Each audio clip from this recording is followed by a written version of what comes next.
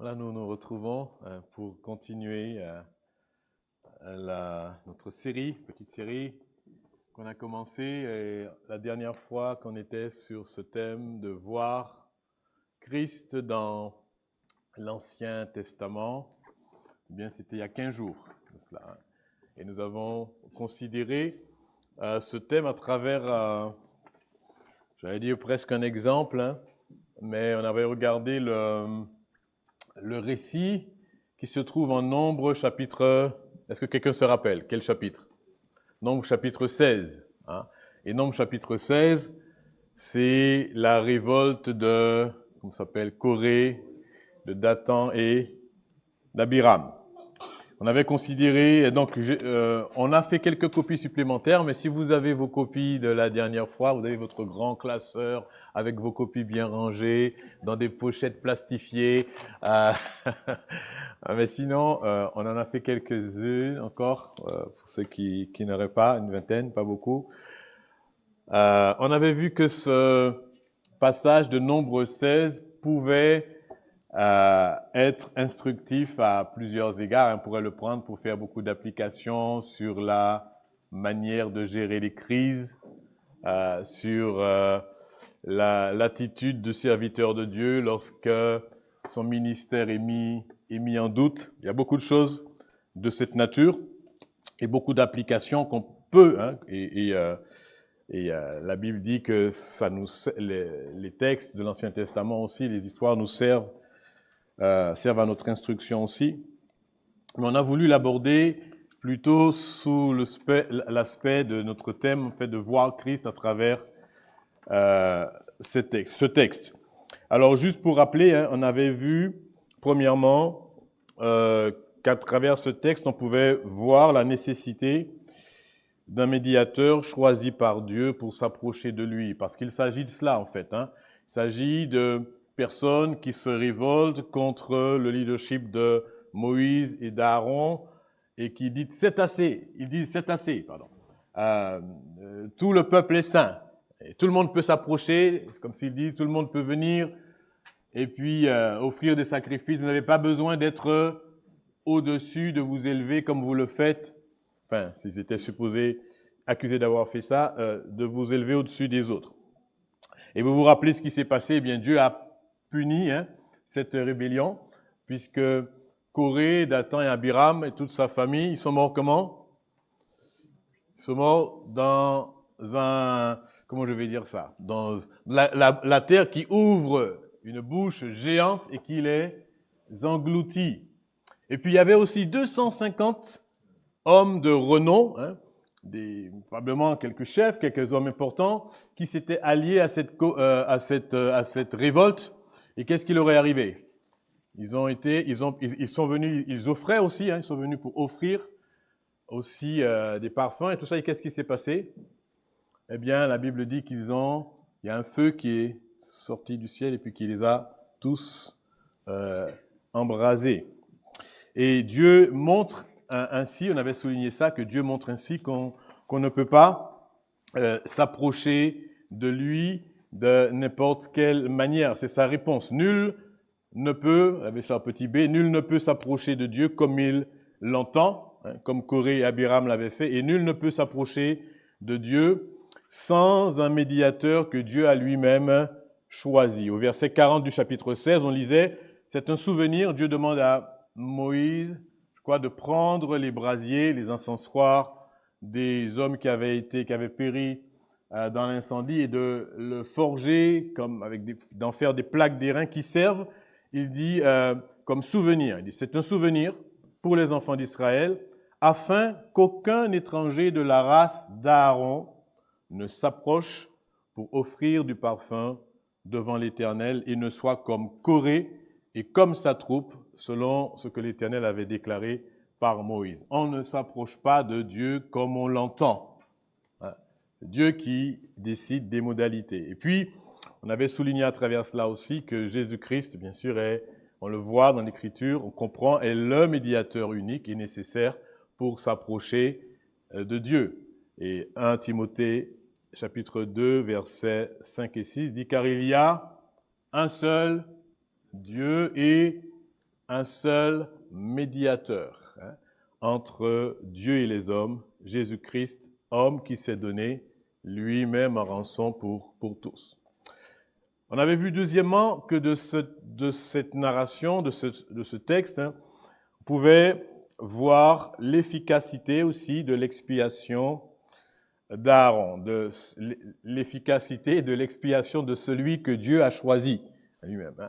Et donc le lendemain, quand cette terre s'est ouverte, a englouti les hommes, a brûlé 250 personnes qui offraient des parfums, et bien le lendemain, le peuple qui était effrayé par tout ça, le lendemain, qu'est-ce qu'il fait? Il murmure contre Moïse et Aaron. Il dit, vous avez tué les enfants de l'Éternel. Il se révolte. Et Dieu dit à Moïse, à Aaron, retirez-vous d'eux et je vais les détruire en un instant. Et qu'est-ce qui se passe? Vous vous rappelez à ce moment-là, Moïse dit à Aaron, vite, vite, vite, prends le brasier, mets-y du feu. Et il demande de faire l'expiation pour le peuple. Et Aaron, toute son énergie, on avait vu cela, il court, il obéit, il fait ce que Moïse lui demande, il agit avec diligence, il n'a pas peur de se placer, il vient, il se place, la Bible dit, au milieu de tout cela, au cœur même du jugement de Dieu.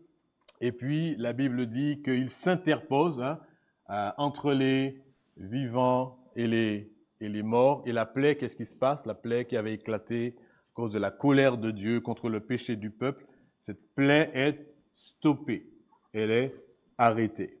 Et on voit que par là que l'expiation d'Aaron était efficace, a été efficace dans cette situation. Et cette efficacité est montrée par le fait que la plaie est arrêtée. Je vous lis le verset 48, il dit « Il se plaça entre les morts et les vivants, et la plaie fut arrêtée. » Et donc, toute autre personne qu'Aaron, on pourrait se poser la question, et même en pratiquant les mêmes gestes qu'Aaron, même en faisant exactement les mêmes choses, est-ce que leur action a été couronnée de succès? Je ne crois pas. Ouais, il fallait que ce soit Aaron. Moïse ne l'a pas fait lui-même. Il a demandé à Aaron de le faire. Les 250 de la veille avaient tenté de le faire eux-mêmes et ils ont été détruits. Et donc, il fallait que ce soit Aaron seul qui le fasse. Pourquoi? Parce que c'est lui que Dieu a choisi. Et donc, l'efficacité n'est pas liée à la capacité à répéter les gestes, seulement au fait de faire exactement comme il faut faire, mais elle est liée aussi à la personne même qui exerce le service. Et ici, c'est Aaron. Il fallait que ce soit Aaron, celui que Dieu a lui-même choisi. Donc, on voit à travers ce passage aussi, donc cette image, on pourrait dire, puisqu'on cherche Christ dans l'Ancien Testament, cette image de l'efficacité de l'expiation qui est assurée par la personne que Dieu a choisie. Et bien sûr, on avait considéré donc l'efficacité, que cela nous conduisait à tourner les regards vers Christ et l'efficacité de son expiation. Lui est le souverain sacrificateur par excellence. Et on aurait pu dire, on peut comprendre que le sacrifice de Christ, il est suffisant, il est parfait, il est efficace. La Bible le dit. Mais le fait de regarder, vous voyez, dans l'Ancien Testament, nous permet de prendre davantage confiance de des caractéristiques de cette efficacité, si j'ose dire. C'est pas, ça nous permet de sentir qu'il fallait que ce soit la personne que Dieu lui-même a choisie et personne d'autre.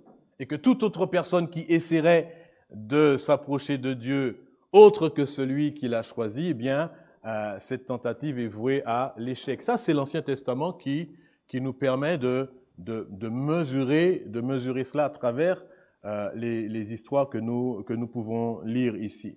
Et donc, quand on lit après cela le Nouveau Testament, on a une lumière un peu plus grande sur l'efficacité du sacrifice de Jésus-Christ. Alors, par exemple, quand on lit dans Hébreux chapitre 7, versets 22 et 25, alors on n'a pas le temps de lire tout Hébreu, mais si vous avez le temps de lire Hébreux 7 en entier, vous pouvez le faire, et vous voyez comment l'auteur développe pour montrer la supériorité de l'efficacité du sacrifice de Christ par rapport au sacrifice d'Aaron.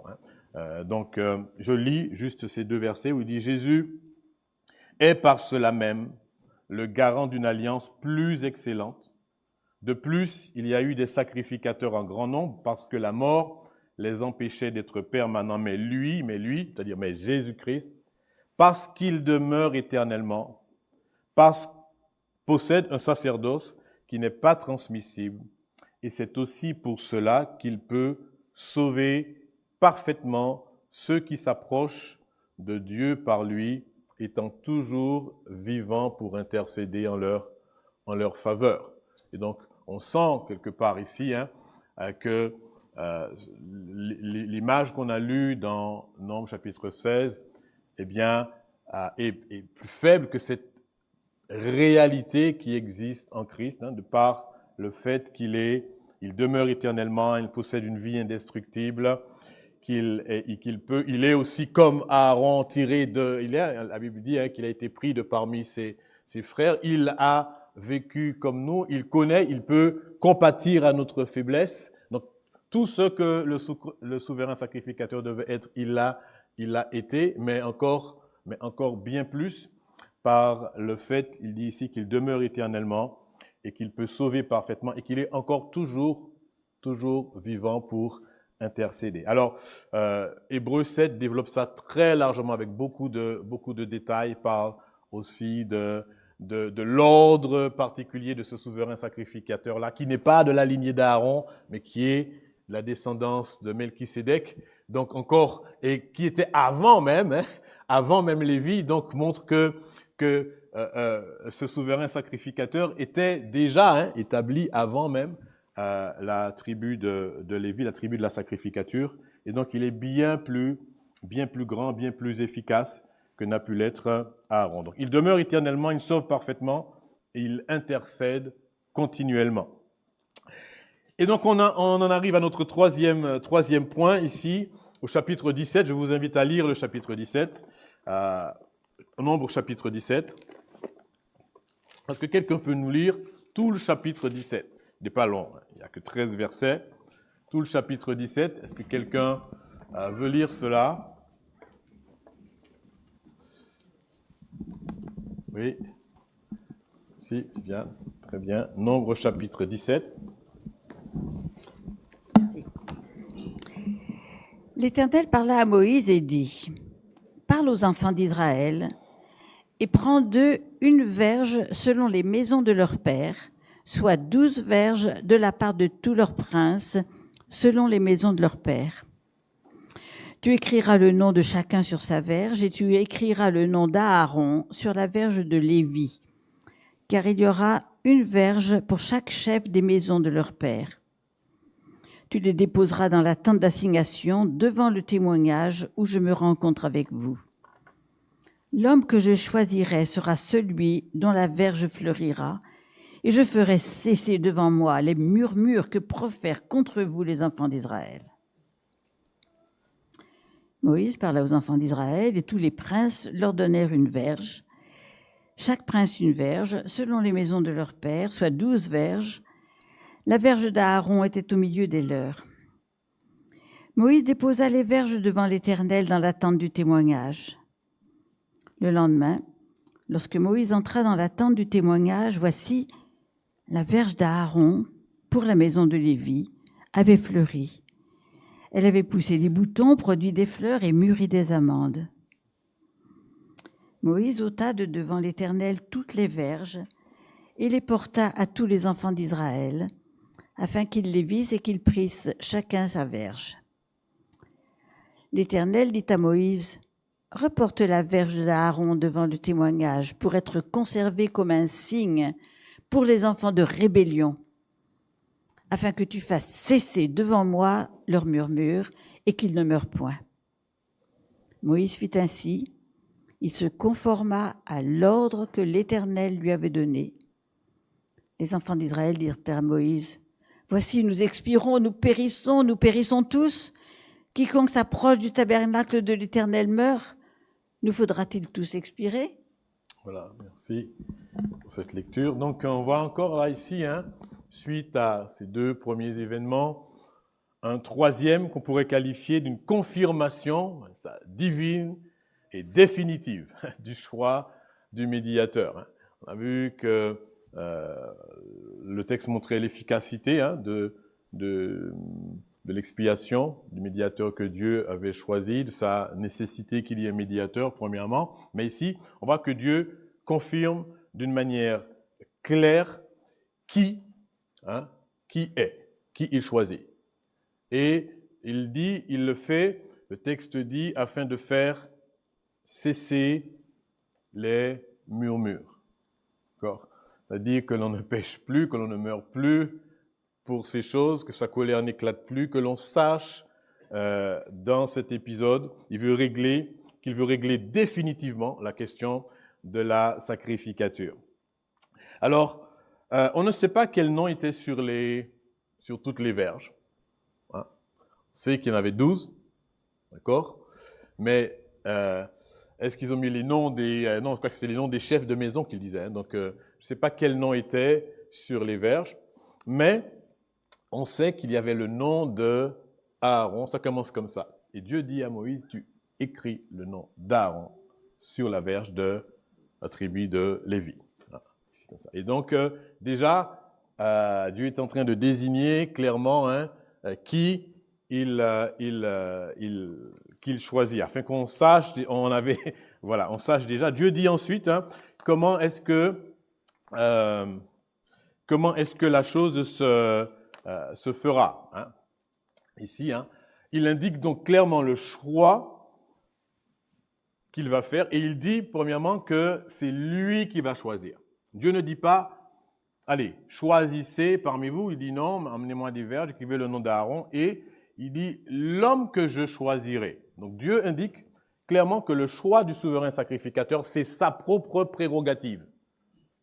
Personne ne peut s'arroger ce privilège.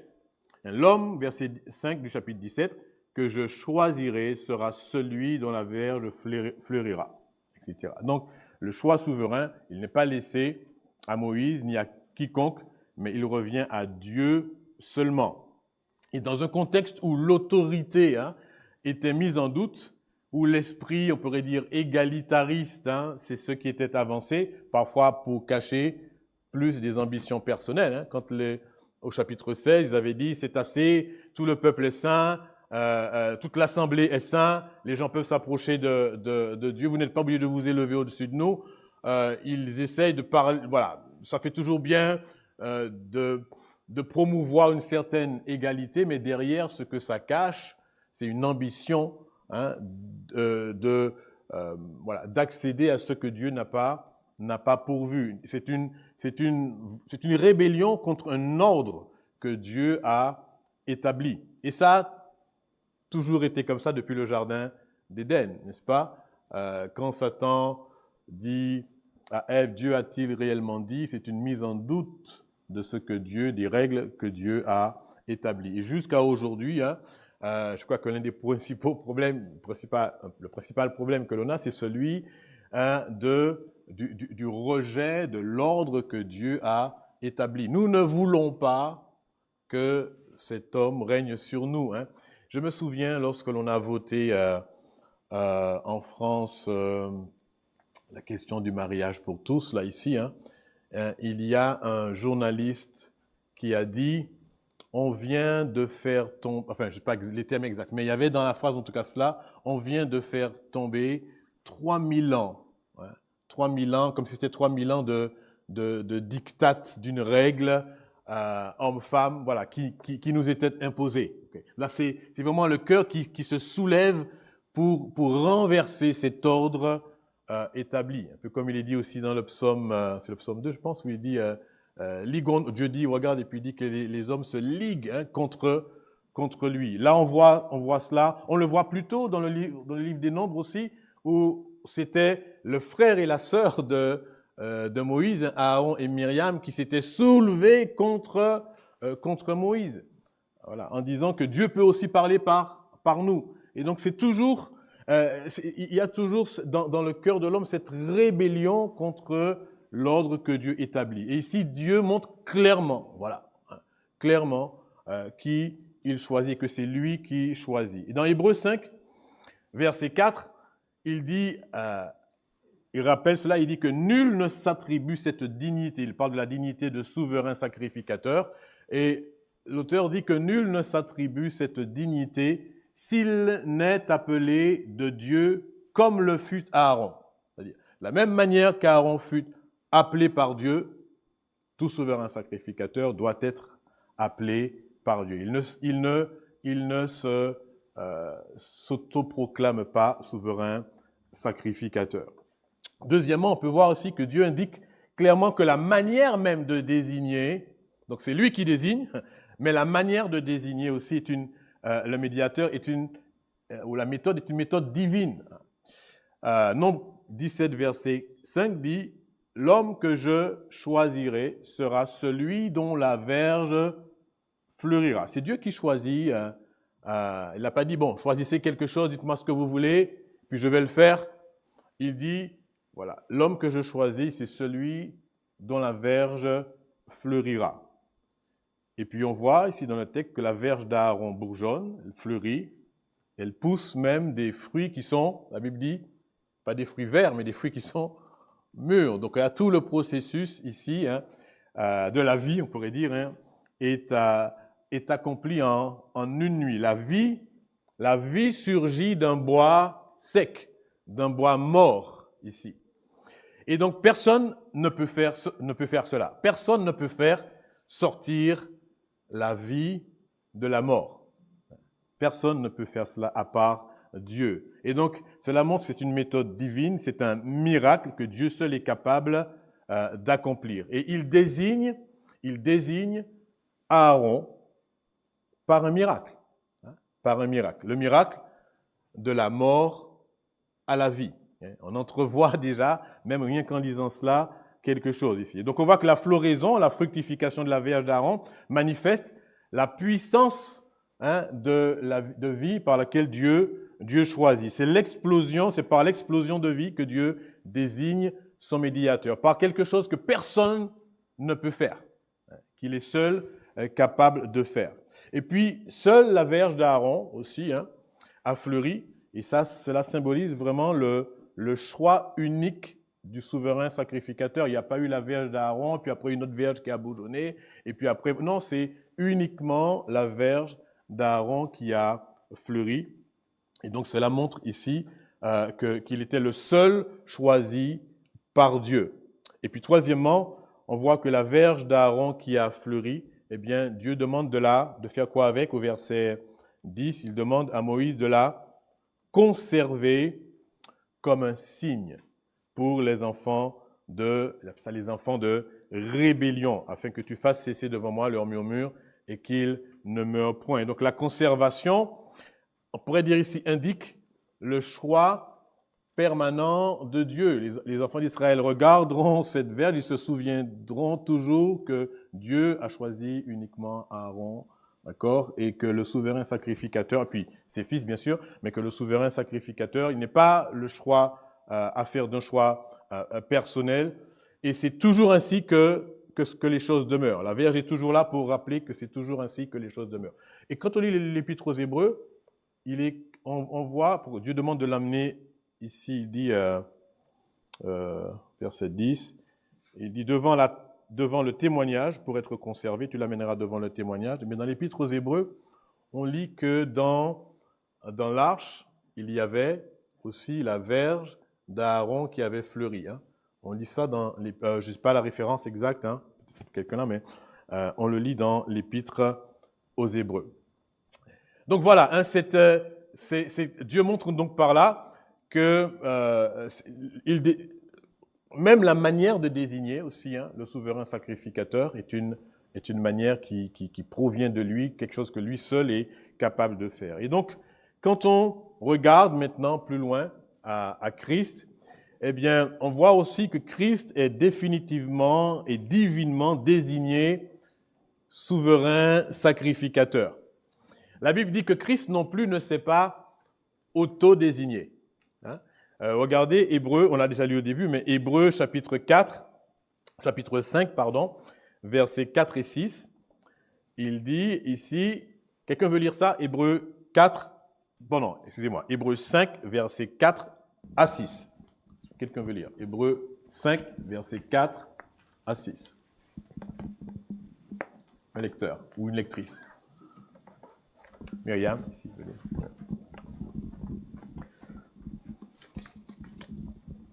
Hébreux chapitre 5, versets 4 à 6. Nul ne s'attribue cette dignité s'il n'est appelé de Dieu, comme le fut Aaron. Et Christ ne s'est pas non plus attribué la gloire de devenir souverain sacrificateur, mais il la tient de celui qui lui a dit « Tu es mon fils, je t'ai engendré aujourd'hui ». Comme il dit encore ailleurs « Tu es sacrificateur pour toujours, selon l'ordre de Melchisédek ». Voilà. Hein. Donc là, ça parle de comment Christ a été désigné. Lui non plus, il ne s'est pas désigné, mais il a été désigné par Dieu lui-même, nous dit ce texte. Et l'auteur fait appel à deux citations. Une qui se trouve dans le psaume chapitre 2 et au verset 7, où il dit « Je t'ai engendré, tu es mon fils et je t'ai engendré aujourd'hui ». Et puis une autre citation, ici « Tu es sacrificateur pour toujours selon l'ordre de Melchisédek », que l'on trouve en psaume 110 et au verset 4. Et donc on peut voir aussi Hébreux 5, verset 10, je vous lis, hein, il parle de Christ qui a appris, bien qu'il fût fils, l'obéissance par les choses qu'il a souffertes et qui, après avoir été élevé à la perfection, est devenu pour tous ceux qui lui obéissent l'auteur d'un salut éternel. Et puis écoutez, Dieu l'ayant déclaré souverain sacrificateur selon l'ordre de Melchisédek. Donc c'est Dieu lui-même qui déclare le Fils souverain sacrificateur. Et on voit ici que cette chose importante qui était soulignée dans l'Ancien Testament, que Dieu choisit le souverain sacrificateur, celui que je choisirai, demeure même aussi concernant Christ. Hein. C'est lui que Dieu a choisi et personne d'autre ici. Donc le Messie, on le voit, on le lit dans l'Ancien Testament, devait être choisi par Dieu comme Aaron. C'est ce que nous dit Hébreux 5 ici. Mais il devait être aussi prêtre pour toujours. Hein. C'était déjà déclaré parce qu'il dit « Je t'ai choisi, hein, je t'ai déclaré, Dieu l'ayant déclaré, souverain sacrificateur, selon l'ordre de Melchisédek. » D'accord? Si on lit l'histoire de Melchisédek, la Bible nous dit en Hébreux chapitre 7, versets 1 à 3, qu'il était quoi, Melchisédek? Sans père, oui c'est ça, sans mère, sans généalogie, ni commencement de jour, ni fin de jour. Hein? Et puis qu'il était aussi, il était supérieur à Abraham, puisque Abraham lui a donné la dîme. Il y a tout un tas de développement qui est fait, que même Lévi, qui est la tribu qui vient plus tard avec la loi de Moïse, par la loi de Moïse où la sacrificature est établie, hein, eh bien lui-même a payé à travers Abraham la dîme à Melchisédek pour montrer vraiment la supériorité de Melchisédek et pour montrer que Christ, lui, eh bien, il descend de cet ordre sacerdotal. Non pas d'Aaron, mais cet ordre sacerdotal, mais qui existait déjà avant même que la sacrificature soit établie par la loi de Moïse ici. Donc, il présente Melchisédek sans généalogie, sans père, sans mère. Donc, comme, voilà, on pense à lui en termes de vivant. Il est vivant, toujours. Il est simplement vivant. Il n'a pas besoin de présenter de titre de généalogie pour faire valider son droit à la sacrificature. Hein. Vous vous souvenez dans Esdras 2, je crois, quand le peuple est revenu de la captivité, il fallait qu'ils puissent présenter leur titre de généalogie pour avoir droit à la sacrificature. Et donc, Esdras 2, 62 dit, par exemple, qu'il y a je ne me rappelle plus le nom de la tribu, mais qu'elle n'a pas retrouvé son titre de généalogie, et le texte dit, elle a été exclue de la sacrificature. Hein? Il fallait pouvoir attester qu'on descend bien de cette lignée de sacrificateurs que Dieu avait établie pour pouvoir espérer, pas espérer, je sais pas, mais en tout cas pour pouvoir avoir droit à exercer la sacrificature. Mais Christ, lui, il descend sa sacrificature descend de Melchisédek. Il est toujours vivant. Il n'a pas besoin c'est ça que le texte présente ici. Et donc, montre qu'il ne s'est pas non plus, il ne s'est pas non plus arrogé, parce que ne descendant pas de la tribu de Lévi, le titre de sacrificateur, mais il l'a de Dieu lui-même qu'il a déclaré souverain sacrificateur selon l'ordre de Melchisédek, qui est bien plus supérieur à la sacrificature d'Aaron. Donc, Christ est choisi par Dieu lui-même, déclaré souverain sacrificateur par Dieu lui-même. Mais aussi, la verge d'Aaron qui fleurit, on sent quelque part l'image ici de quoi? De la vie qui surgit du bois mort. Ça rappelle la vie qui surgit de la mort, ça rappelle la résurrection, quelque part ici. Et l'Écriture nous dit aussi que par la résurrection de Christ, Dieu affirme qu'il est celui qu'il a désigné. Dieu dit à Moïse que la verge d'Aaron doit être conservée comme un signe. Comme un signe.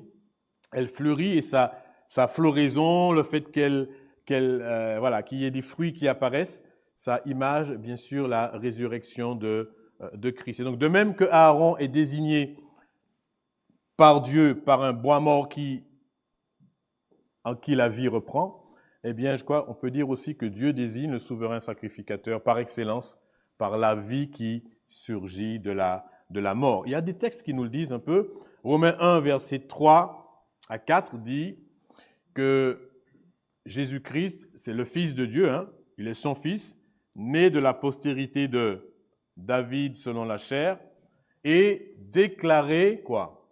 Vous vous rappelez? Fils de Dieu, comment? Avec puissance selon l'esprit de sainteté, par sa résurrection d'entre les morts, Jésus-Christ notre Seigneur. Vous vous rappelez que le psaume 2 disait tu es mon fils, je t'ai engendré. Aujourd'hui, et Hébreu dit qu'il est déclaré fils de Dieu, affirmé fils de Dieu, attesté vraiment fils de Dieu par sa résurrection d'entre les morts.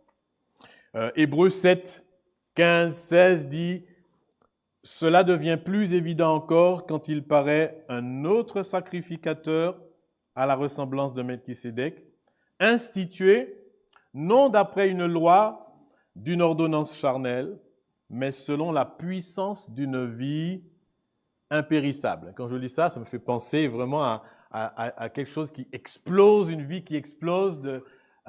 Et donc il dit que Christ est établi souverain sacrificateur, non pas par une ordonnance charnelle, mais selon la puissance d'une vie impérissable.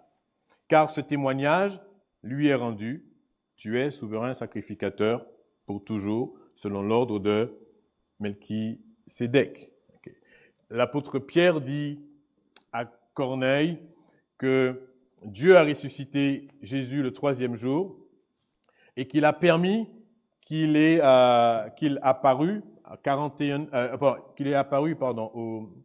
non pas à tout le peuple, mais aux témoins choisis d'avance par Dieu, à nous qui avons mangé et bu avec lui après qu'il fut ressuscité. Donc là, on est dans le contexte de la résurrection de Jésus-Christ. Et puis il dit que Jésus nous a ordonné de prêcher au peuple que c'est lui que Dieu a établi. C'est lui que Dieu a établi, juge des vivants et des morts. Mais quand on lit ce texte, on sent que l'apôtre Pierre insiste sur le fait que Christ est ressuscité, il était avec nous, nous avons mangé avec lui après qu'il soit ressuscité. Et lui nous dit maintenant, après tout cela, de déclarer que c'est lui que Dieu a choisi. Et donc, on peut dire ici que la résurrection de Christ affirme vraiment que c'est lui que Dieu a désigné. Mais la résurrection de Christ, c'est aussi le signe qui est conservé par Dieu. Comme la verge d'Aaron est conservée, c'est le signe qui est conservé par Dieu pour tous, à la fois pour les croyants, je veux dire, et aussi pour les incroyants. Et on ne peut s'empêcher de penser à, vous vous rappelez cet épisode où je suppose que c'est des pharisiens qui sont venus voir, et des scribes qui sont venus voir Jésus pour lui demander de faire un miracle. Et je vous lis en Matthieu 12, 38 à 40. Il dit alors, quelques-uns des scribes et des pharisiens prirent la parole et dirent, « Maître, nous voudrions te voir faire un miracle. » Il leur répondit, « Une génération méchante et adultère, les rebelles, demande un miracle. Il ne lui sera donné autre miracle que celui du prophète Jonas. Car de même que Jonas a été 3 jours et 3 nuits dans le ventre du poisson, de même le Fils de l'homme sera 3 jours et 3 nuits dans le sein de la terre. Et ça ne parle pas simplement le fait d'être mort, parce que sinon ce ne serait pas un signe. Il dit d'être 3 jours. Donc la notion des 3 jours est importante, c'est-à-dire que c'est seulement 3 jours. Et après, il y a quelque chose qui se passe. Il y a la vie qui arrive, de même que le poisson a vomi Jonas. 3 jours, et ensuite il a vomi. Eh bien, le Seigneur Jésus, lui, c'est 3 jours dans le sein de la terre, et après, il sera ressuscité. Voici donc le signe pour les méchants et cette génération méchante et adultère. Voici donc le signe qui est conservé. Mais je trouve que c'est aussi... on trouve cette même pensée dans Actes chapitre 17, où Dieu appelle les hommes à se repentir.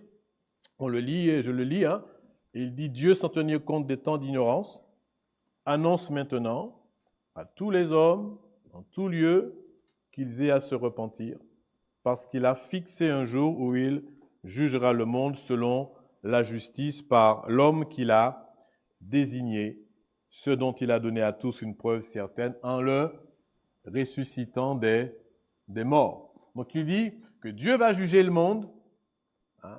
Donc c'est un avertissement. Il dit, il va le faire. Il a donné une preuve de ce jugement par la résurrection de l'homme par lequel il va accomplir ce jugement, eh bien, par Jésus-Christ. Et la preuve qu'il a donnée, c'est la résurrection de Jésus-Christ. Donc, cette résurrection est considérée, on pourrait dire, comme un signe aussi, que c'est lui que Dieu a choisi. Un signe pour les méchants, un signe aussi pour, j'ose dire, un signe aussi pour les croyants, puisque l'apôtre Paul dit, Christ est mort, quand il encourage les croyants en Romains 8, il dit Christ est mort, bien plus, il est ressuscité, il est à la droite de Dieu et il intercède pour nous. On pourrait presque dire il est dans le tabernacle céleste, même que la verge d'Aaron était là comme un signe. Lui, il est mort, mais pas seulement mort, il est ressuscité et il est à la droite de Dieu et il intercède pour nous. Donc cette mort et cette résurrection de Christ est aussi un signe pour nous, qui nous donne confiance que Christ est celui que Dieu a choisi et le seul par lequel nous pouvons avoir la vie. Alors je termine en disant ceci. Grâce au ministère de Christ, dont on peut saisir une dimension peut-être un peu plus grande en lisant l'Ancien Testament, eh bien voici l'invitation qui nous est faite ici. Vous vous rappelez, dans l'Ancien Testament, il était dit quoi? Il était dit que seul, Nombre 16, je crois que quand Dieu demande à Moïse de faire un souvenir pour les enfants d'Israël, il dit au verset 40, il dit de prendre les brasiers de ceux qui ont été détruits, d'en faire des plaques d'airain. Il dit, et ça doit être un souvenir pour les enfants d'Israël, afin qu'aucun étranger ne s'approche pour offrir du parfum. Et quand on lit l'Ancien Testament, voilà, et le peuple à la fin, il dit, oh, si on s'approche, on va tous mourir. Il y a quelque part cette idée que Dieu, il est vraiment saint. On ne peut pas s'approcher de lui. Et on voit ce que ça a coûté que de tenter de s'approcher de lui par un chemin détourné. Et que dans un premier temps, seul le souverain sacrificateur pouvait s'approcher de lui. C'était l'image de ce souverain sacrificateur par excellence qui pourrait, lui, s'approcher de Dieu, mais qui pourrait aussi, maintenant, qu'est-ce qu'il fait? Nous permettre de nous approcher de Dieu. Et ici, quand on lit le Nouveau Testament, nous lisons ceci en Éphésiens 3, verset 11, il dit « Jésus-Christ, notre Seigneur, en qui nous avons par la foi la liberté de nous vous approcher de Dieu. Quand vous regardez l'interdiction de s'approcher de Dieu qui était faite dans l'Ancien Testament, et puis vous considérez par Christ la liberté de nous approcher de Dieu maintenant avec confiance, l'apôtre Paul dit. Quelle grâce, n'est-ce pas? Et nous sommes même pas seulement appelés à considérer que nous avons cette liberté, nous sommes appelés à jouir de cette liberté en tant qu'enfants de Dieu. Hébreux 10, versets 19 à 22 dit « Ainsi donc, puisque nous avons au moyen du sang de Jésus une libre entrée dans le sanctuaire par la route nouvelle qu'il a inaugurée pour nous au travers du voile, c'est-à-dire de sa chair, et puisque nous avons un souverain sacrificateur établi sur la maison de Dieu, qu'est-ce que nous devons faire? Approchons-nous donc avec un cœur sincère dans la plénitude de la foi, les cœurs purifiés d'une mauvaise conscience et le corps lavé d'une eau pure. Voilà. Donc nous avons en Christ seulement, le grand prêtre, le grand souverain sacrificateur, à travers toute l'œuvre qu'il a accomplie maintenant. Nous n'avons pas à craindre, nous n'avons pas à crier « Quiconque s'approche du tabernacle de l'Éternel meurt, nous faudra-t-il tous expirer ?» comme dit ce peuple ici. Nous entendons Dieu qui nous dit « Approchez-vous, approchez-vous par Jésus-Christ, mais approchez-vous. » Le chemin est maintenant ouvert. La justice de Dieu a été satisfaite, sa colère est apaisée et tous ceux qui sont en Christ peuvent s'approcher de lui. Et ça, c'est la bénédiction du croyant. Pour moi, dit le psalmiste, m'approcher de Dieu, c'est mon bien. Et ça doit être pareil pour nous. Amen. Que la parole du Seigneur nous reste dans nous.